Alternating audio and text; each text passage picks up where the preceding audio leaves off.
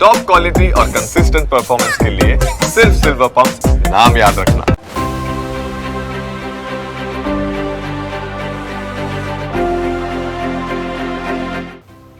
નમસ્કાર, આપ જોઈ રહ્યા છો ન્યૂઝ કેપિટલની વિશેષ રજૂઆત ટેરો ટિપ્સ સાથે હું છું કુશાગ્ર। દર્શક મિત્રો, આ કાર્યક્રમ જેની અંદર આપણે આવનારું સપ્તાહ કેવું રહેવાનું છે અને કયા કયા યોગો આવનારા સપ્તાહે રાશિ પ્રમાણે જોવા મળશે તે આપણે ટેરોના માધ્યમથી જાણતા હોઈએ છીએ। અને આ કાર્યક્રમમાં માહિતી આપવા માટે મારી સાથે જોડાયા છે ટેરો એક્સપર્ટ મોનાલી છે। મોનાલી, આપનું સ્વાગત છે। Thank you Kushagra. શરૂઆત કરીએ દર વખતની જેમ અને વાત કરીશું પહેલા મેષ રાશિની। ચોક્કસ। મેષ રાશિના જાતકો માટે કેવા યોગ છે તે જણાવશો। ફર્સ્ટ કાર્ડ છે લેટ ગો, સેકન્ડ કાર્ડ છે રીબર્થ, થર્ડ કાર્ડ છે થંડરબોલ્ટ જેને કહેવાય છે ડિઝાસ્ટર, અને કાર્ડ સલાહ આપી રહ્યું છે એ કાર્ડ છે પોસ્ટપોન। દેટ મીન્સ કે મેષ રાશિના મેજરલી કાર્ડ્સ નેગેટિવ આવ્યા છે। વધારે પડતું લેટ ગો, વધારે પડતા ઇમોશનલી પોતાની જાતને ક્યાંક ઝૂકવાના લીધે તમને એનાથી ગભરામણ થતી હોય અથવા તો અનકમ્ફર્ટેબલ લાગતું હોય, એ વસ્તુને લઈને તમે ક્યાંક ને ક્યાંક નિરાશ રહેતા હો। રીબર્થ એક્સ્ટ્રીમ નેગેટિવ એનર્જી છે। પોતાની જાતને, પોતાની ઓરાને, પોતાના શરીરને બેલેન્સ કરવાની ખાસ જરૂર છે। આવા સમયે તમારી પાસે કોઈ જ સોલ્યુશન ના હોય તો ઠંડા પાણીથી તમારે નહીં લેવું જોઈએ। અગર પોસિબલ હોય તો સોલ્ટ બાથ, યા તો તમે તમારી જાતને બીજી ઘણી બધી પદ્ધતિ છે જેનાથી બેલેન્સ કરી શકો છો।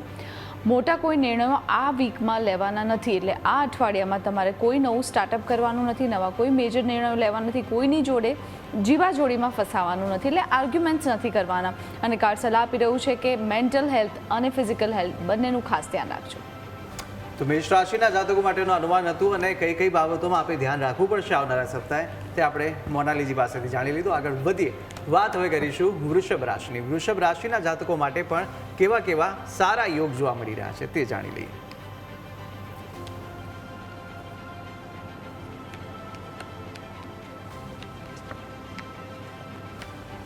ઓકે, ફર્સ્ટ કાર્ડ આવ્યું છે વૃષભ રાશિનું ધ માઇઝર, સેકન્ડ કાર્ડ આવ્યું છે ક્રિએટિવિટી, થર્ડ કાર્ડ છે આઇસોલેશન, કાર્ડ સલાહ આપી રહ્યું છે એ કાર્ડ છે બ્રેક થ્રુ।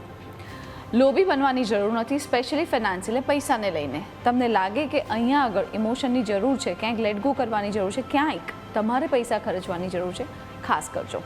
ક્રિએટિવિટીને બહાર લાવજો। તમારામાં જે નવા ક્રિએટિવ આઈડિયાઝ આવી રહ્યા છે તમને આજકાલ લાઈફમાં, એને તમારે ઇમ્પ્લિમેન્ટ કરવાની જરૂર છે। અને કોઈ તમારું અંગત વ્યક્તિ, તમારું ખાસ વ્યક્તિ જેનાથી તમે ઇમોશનલી ખૂબ જ ક્લોઝ હો, એ તમારું દિલ દુભાવે, યા તો તમારી સાથે કોઈ ચીટ કરે જેના લીધે તમે દુઃખી થઈ શકો છો, યા તો કોઈ એવી સિચ્યુએશન આવે જે તમારા ફેવરમાં ના હોય, સ્પેશિયલી ઇમોશનલી હોઈ શકે છે। કાર્ડ સલાહ આપી રહ્યું છે કે તમારે તમારી જે એનર્જી છે, તમારી કામ કરવાની ઢબ છે, એમાં તમારે વધારે પડતું હાર્ડવર્ક અને મહેનત કરવાનું છે। જે લિમિટેશન છે એને છોડી, ઇન ધ સેન્સ કે તમે અગર એક્ઝામ્પલ 10 કલાક કામ કરતા હોય તો 12 કલાક કરવાનું છે। તમને એવું લાગે છે કે ના, મારી આ પેટન્ટેડ કામ કરવાની ઢબ છે, તેમાં ચેન્જીસ લાવવાના છે અને કંઈક અવનવું કરવાના તમારા મનમાં વિચારો આવવા જોઈએ જેનાથી તમારી લાઈફ બેટર થઈ શકે છે। તો વૃષભ રાશિના જાતકો માટેનું અનુમાન હતું। આવનારું સપ્તાહ કેવું રહેવાનું છે તે જાણ્યું। આગળ વધીશું, વાત કરીશું મિથુન રાશિની। અને હું પણ એટલો જ ઉત્સુક છું કારણ કે મિથુન રાશિની અંદર આવનારું સપ્તાહ મારું કેવું રહેશે અને તમામ આપણા મિથુન રાશિના જાતકો માટે કેવું બની રહેવાનું છે, અને કોઈ સારી એવી ટિપ્સ પણ સાથે આપી દેજો। ઓકે, જે કાર્ડ્સ આવ્યા છે ઓલમોસ્ટ 70% સ્ટ્રોંગ અને પોઝિટિવ આવ્યા છે। ફર્સ્ટ કાર્ડ છે ઇન્ટેગ્રેશનનું, એટલે કુશાગ્રના મોઢા પર વાઇબ્રેશન્સ અને એમના સ્માઇલિંગ ચેન્જ થઈ જાય છે। સેકન્ડ કાર્ડ છે કમ્પેરિઝન, થર્ડ કાર્ડ છે સ્લો ડાઉન, અને કાર્ડ સલાહ આપી રહ્યું છે એ કાર્ડ છે ધ આઉટસાઇડર। ઇન્ટેગ્રેશનનું કાર્ડ ખૂબ જ એક્ટિવ, ખૂબ જ એનર્જેટિક, ખૂબ જ પાવરફુલ કાર્ડ છે। સ્કાય એલિમેન્ટનું કાર્ડ છે, એટલે બહુ જ લાઈક એનર્જી સાથે આ કાર્ડ તમને સલાહ આપી રહ્યું છે કે તમારે અત્યારે આને પોઝિટિવલી એક્ટિવેટ કરવાની જરૂર છે। તમારી જાતને ક્યાંક ને ક્યાંક કોઈ કાર્યમાં બિઝી રાખવાની જરૂર છે। કમ્પેરિઝન નથી કરવાની બીજા લોકો જોડે, એમની લાઈફસ્ટાઈલ, એમનું જીવન અલગ છે એટલે એમની જોડે કમ્પેરિઝન નહીં કરતા। સ્લો ડાઉન, નવી જગ્યા, નવું ઘર, નવી ગાડી, નવી કોઈ વસ્તુ તમારા જીવનમાં આવે, યા તો ફાઇનાન્શિયલી કોઈ ગ્રોથ મળે, યા તો ક્યાંકથી ફાઇનાન્શિયલી તમને કોઈ હેલ્પ મળવાની શક્યતાઓ છે। કાર્ડ સલાહ આપે છે શક, ડર, સંકોચ અને ભય આ બધી વસ્તુથી દૂર રહેવાનું છે। સામેથી ઇનિશિયેટિવ્સ લેવાના છે અને ઇનમેચ્યોર બિહેવ નથી કરવાનું। બિલકુલ, અને ખૂબ જ સારા એવા મારા કાર્ડ્સ આવ્યા છે અને આપણા તમામ મિથુન રાશિના જાતકો માટે હોપ આ તમામ રાશિના જાતકો માટે પણ આવા સારા કાર્ડ આવે। અને આગળ વધીશું, વાત કરીશું કર્ક રાશિની। કર્ક રાશિના જાતકો માટે પણ કેવા યોગ જોવા મળી રહ્યા છે તે જાણીએ। આમાં મારો કોઈ જ હાથ નથી, હું કાર્ડ્સ રેન્ડમલી પિક કરું છું. એટલે લેટ્સ સી કર્ક રાશિના કાર્ડ શું કહે છે. ફર્સ્ટ કાર્ડ છે સાયલેન્સ, સેકન્ડ કાર્ડ છે સપ્રેશન, થર્ડ કાર્ડ છે અલોનનેસ અને કાર્ડ સલાહ આપી રહ્યું છે એ કાર્ડ છે ડેવિલ, જેને કહેવાય છે કન્ડિશનિંગ. ફર્સ્ટ કાર્ડ ખૂબ જ સ્ટ્રોંગ અને પોઝિટિવ છે. રાતના મેડિટેશન કરવું, રાતના સૂતી વખતે ટાઈમ પર સૂઈ જવું, પાણીનો ઉપયોગ વધારે કરવો ડ્યુરિંગ ધ ડે, એટલા માટે તમને રાતે સરસ ઊંઘ આવે. રાત્રે જ્યારે સૂવો ત્યારે પોઝિટિવ થોટ સાથે સૂવું. ફોનને અડધો કલાક પહેલાં તમારે સાઈડમાં મૂકી દેવો અને પોસિબલ હોય અને જે લોકો નાઇટ ડ્યુટી કરતા હોય યા જે લોકો ઘણા બધા MNC કંપનીમાં રાતે કામ કરે છે એ લોકો માટે આવી ખૂબ જ પાવરફુલ અને સ્ટ્રોંગ જવાનું છે. સપ્રેશન, કોઈ એવી જગ્યામાં તમે ફસાઈ જાઓ જેનાથી તમને બંધન અને સફોકેશન ફીલ થાય, યા વ્યક્તિથી યા સિચ્યુએશનથી પોતાની જાતને એકલતામાં ફીલ કરો. સાથે બધા હોવા છતાં બી તમને એવું લાગે કે હું મારી જાતને હંમેશા લોનલી ફીલ કરું છું યા કરી રહ્યો છું. જે કાર્ડ સલાહ આપી રહ્યું છે ડબલ ફેસવાળા લોકોથી બચવાનું છે, ડેવિલ એનર્જી છે, પોલિટિશિયન પોલિટિક્સથી બચવાનું છે, આવા લોકોથી બચવાનું છે અને આવા લોકોને તમારે ઓળખી નાખવાના છે અને આ લોકોથી તમારે આ વીકમાં ડિસ્ટન્સ રાખવાનું છે. બિલકુલ, કર્ક રાશિના જાતકો માટેનું અનુમાન હતું. આગળ વધીશું અને વાત હવે કરીશું સિંહ રાશિની. સિંહ રાશિના જાતકો માટે પણ કેવા યોગ જોવા મળી રહ્યા છે તે જાણી લઈએ, કારણ કે મોનાલીજી પણ ઈચ્છતા હશે કે તેમના પણ કાર્ડ સારા આવે, કારણ કે સિંહ રાશિ એમની પણ છે. મારી સાથે સાથે બીજા લોકો બી એટલા જ એક્સાઇટેડ હશે. એમને એવું લાગતું હશે કે આ મેડમ એમના કાર્ડ તો સારા જ લેશે, પણ એવું જરા બી નથી, કારણ કે મને ખબર જ નથી કયા પોઝિટિવ કાર્ડ ક્યાં છે. ઓકે, ફર્સ્ટ કાર્ડ આવ્યું છે ધ રિબેલ, સેકન્ડ કાર્ડ આવ્યું છે ધ આઉટસાઇડર, થર્ડ કાર્ડ છે ગિલ્ટ. દેટ મીન્સ કે અગર મારા હાથમાં હોત તો મેં આ બે નેગેટિવ કાર્ડ્સ ના લીધા હોત. અને કાર્ડ જે સલાહ આપી રહ્યું છે એ કાર્ડ છે turning in. First card rebel, પોતાની જાતે જાત મહેનતે સેલ્ફ મેડ પર્સન છે અને આ વસ્તુ ખૂબ જ સારી છે, પણ આના લીધે ક્યારે ઈગો અને અહમ ના આવે એનું ખાસ ધ્યાન રાખજો. ખૂબ જ મહેનત કરી અને ખૂબ જ ખરાબ પરિસ્થિતિઓમાંથી તમે બહાર આવ્યા હોય એટલે યસ તને એમનું માન બી હોય, પણ સાથે સાથે ઘણી વખત આ વસ્તુ ઈગો ના ક્રિએટ કરે એનું ધ્યાન રાખવાનું છે. ધ આઉટસાઇડરનું કાર્ડ છે જે ઓલરેડી મિથુન રાશિમાં આવ્યું હતું, એમાં બી આ વસ્તુ સેમ જ છે કે ડર, ભય, સંકોચ અને પોતાની જાતને બાળક જેવું ફીલ ના કરીને મેચ્યોર બિહેવ કરવાનું છે. ઘણી વખત સામેથી ઇનિશિયેટિવ લેવાના છે, તમારે કોઈનો વેઇટ નથી કરવાનો, કામમાં બી તમારે સામેથી ઇનિશિયેટિવ લેવાના છે. ગિલ્ટનું કાર્ડ છે એટલે કે યા તો તમે પાણી ઓછું પીતા હો, રાતના તમને હેડેક ફીલ થાય, યા તો કોઈ એવા ડિસિઝનના લીધે તમને એવું થાય કે આવું નિર્ણય મેં લાઈફમાં કેમ લઈ લીધો. જે કાર્ડ સલાહ આપી રહ્યું છે ટર્નિંગ ઇનનું, બેક ઓફ ધ માઇન્ડ બહુ બધા નેગેટિવ થોટ હોય એટલે પોતાની જાતે મેડિટેટ કરી બેલેન્સ કરજો, પાણીનું ખૂબ જ પ્રમાણ બેલેન્સ રાખજો અને ઇમોશનલી પોતાની જાતને સ્ટ્રોંગ રાખજો. બિલકુલ, તો સિંહ રાશિના જાતકો માટેનું અનુમાન હતું. આગળ વધીશું અને હવે વાત કરીશું કન્યા રાશિની. કન્યા રાશિના જાતકો માટે પણ આવનારા સપ્તાહે કેવા યોગો જોવા મળી રહ્યા છે, કેટલું પોઝિટિવ તેમને ફળ મળી રહેવાનું છે તે વાત કરીએ. જો પોઝિટિવ કહું છું તો ભાઈ નેગેટિવ તમે બતાવો. એ જ કહેવા માંગુ છું કોઈનું ના આવે, કે યસ બધાનું પોઝિટિવ જ આવે. આ કાર્ડ્સમાં બહુ મેજિક છે કે એને જે આવવાનું હશે અને જે દેખાતું હશે એ જ આવશે. ફર્સ્ટ કાર્ડ અગેન ટર્નિંગ ઇનનું આવ્યું, દેટ મીન્સ કે આપણે જે સિંહ રાશિમાં કાર્ડ લીધું હતું એ રિપીટ થયું છે. સેકન્ડ કાર્ડ છે ગાઈડન્સ, થર્ડ કાર્ડ છે પ્રોજેક્શન અને કાર્ડ સલાહ આપી રહ્યું છે કાર્ડ છે મેચ્યોરિટી. ટર્નિંગ ઇન, યસ પાણી વધારે પીવાનું છે, નેગેટિવ થોટ્સથી દૂર રહેવાનું છે, આવા લોકોથી, આવા વ્યક્તિઓથી, આવી ઓરાથી યા આવા કોઈ ન્યૂઝથી, જે લોકો ન્યૂઝ ચેનલમાં બધી આજકાલ જે બધી વસ્તુઓ ચાલી રહી છે, યા તમે એવી સિરીઝ જોતા હોય નેટફ્લિક્સ પર યા કોઈ બી સોશિયલ મીડિયા પ્લેટફોર્મ પર, તો અત્યારે એવા નેગેટિવ હોરરવાળી વસ્તુઓથી દૂર રહેવાનું છે. ગાઈડન્સનું કાર્ડ છે, કોઈ એવી એનર્જી તમારા પૂર્વજ યા તમારા જે તમે જે ભગવાનને તમે ચાન્ટ કરતા હોય એની તમને અપાર કૃપા છે, એટલે અત્યારે તમારા ઉપર આશીર્વાદ છે, એટલે financial it is very good અને તમને એક સારા પ્રોટેક્શનમાં વસ્તુ આગળ મળી રહી છે. પ્રોજેક્શનના કાર્ડમાં એવું બતાવી રહ્યું છે કે લોકો ડબલ ફેસવાળા હશે, તમારી સામે કંઈક અલગ દેખાડશે અને અલગ હશે, એટલે આવા લોકોથી બચીને રહેજો. મેચ્યોરિટીનું કાર્ડ છે, ફાઇનાન્શિયલી આ જે કાર્ડ છે એ ધીરે ધીરે તમારા જીવનમાં બેટરમેન્ટ લાવી શકે એમ છે, એટલે ફાઇનાન્સ તમારું બેટર થાય એમ છે અને કંઈ નવી વસ્તુની શરૂઆત થઈ ચૂકી છે યા થવાની છે. આગળ વધતા હવે વાત કરીશું તુલા રાશિની. મોનાલીજી આપણી સાથે જોડાયા છે. મોનાલીજી, આગળ વધીએ. વાત તુલા રાશિની કરીએ. તુલા રાશિના જાતકો માટે પણ કેવા યોગ જોવા મળી રહ્યા છે તે જણાવશો.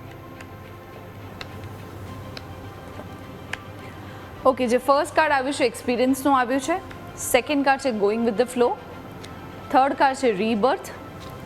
જે કાર્ડ સલાહ આપ્યું છે એ આપે છે સોરો એટલે સેડનેસ.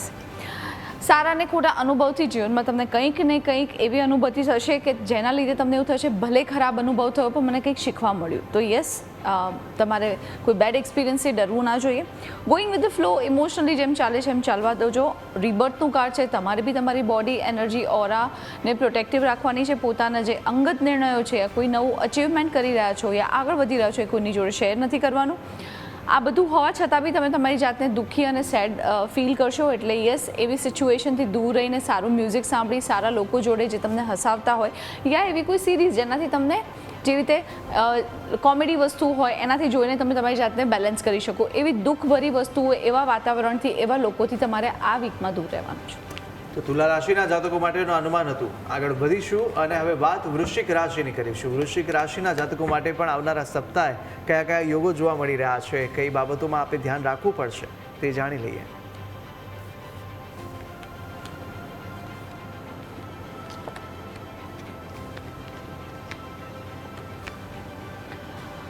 ઓ આઈ એમ સરપ્રાઇઝ, કાર્ડ્સ ઘણા એવા રિપીટ થઈ રહ્યા છે. ફર્સ્ટ કાર્ડ છે લેટ ગો, સેકન્ડ કાર્ડ છે ઇન્ટિગ્રેશન જે મિથુન રાશિમાં આવ્યું હતું, અને સેકન્ડ કાર્ડ જે હતું એનું કમ્પેરિઝન જે અહીંયા થર્ડ આવ્યું છે.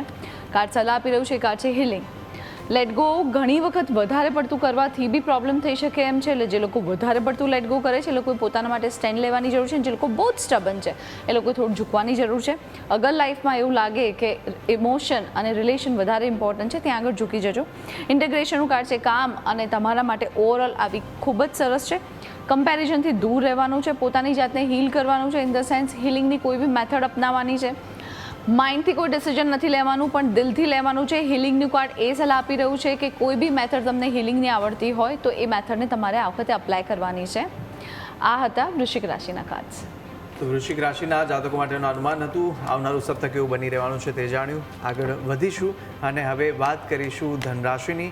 ધનરાશિના જાતકો માટે પણ કેવા કેવા યોગ આવનારા સપ્તાહે જોવા મળી રહ્યા છે, કઈ બાબતોમાં આપણે ધ્યાન રાખવું પડશે તે વિશે માહિતી મેળવીએ.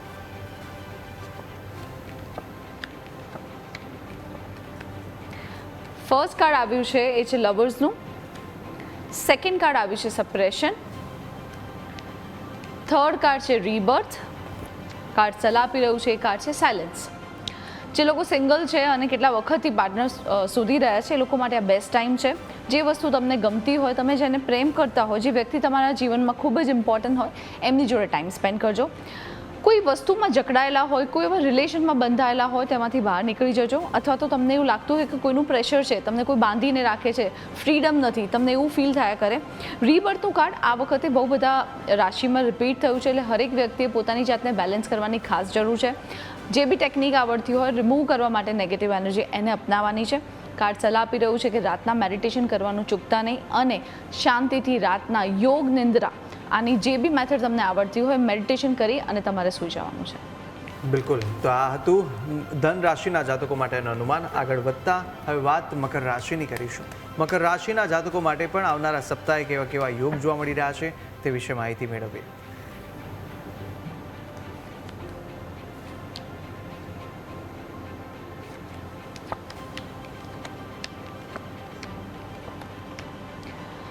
ઓકે, મકર રાશિના કાર્ડ્સ બધા ઇમ્બેલેન્સ છે પણ વર્સ્ટ અને ખરાબ નથી, પણ એટલા બધા એક બી કાર્ડ સ્ટ્રોંગ બી નથી. First card again outsider, second card the miser, third card playfulness, અને કાર્ડ સલાહ આપી રહ્યું છે કાર્ડ છે moment two moment.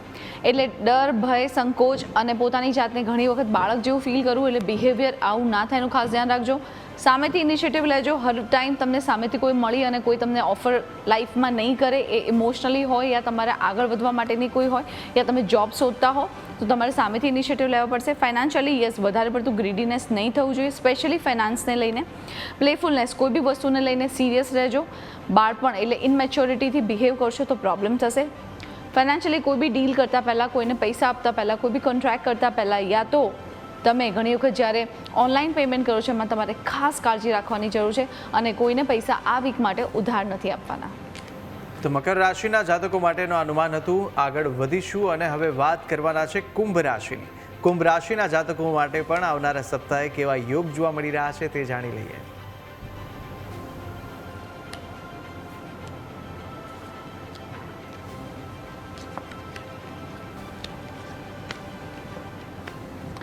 First card છે ટર્નિંગ ઇન, સેકન્ડ કાર્ડ છે ટોટાલિટી, થર્ડ કાર્ડ છે સેડનેસ અને કાર્ડ સલાહ આપી રહ્યું છે કાર્ડ છે ધ સોર્સ.